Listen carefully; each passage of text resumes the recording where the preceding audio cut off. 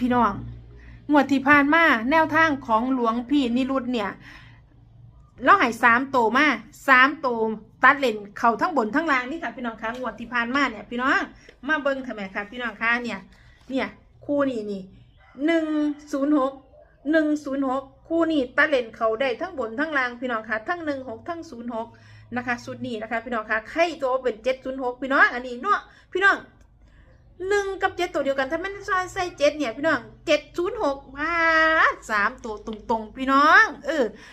อันนี้ก็เขาบนเขาล่างนี่ตัดเลนเขาบนเขาล่างนะคะพี่น้องคะเมื่อนี้หลวงพี่นิรุตก็มีแนวทางมาฝากแล้วรัฐบาลไทยเด้อพี่น้องเด้อเมื่อนี้ห้ามพลาดเป็นเด็ดขาดแนวทางรัฐบาลไทยของหลวงพี่นิรุตนะคะพี่น้องคะเอาพี่น้องแคปหน้าจอพี่น้องแนวทางรัฐบาลไทยหลวงพี่นิรุตเช้านี้นะคะพี่น้องคะเสาร์นี้เนาะค่ะพี่น้องคะ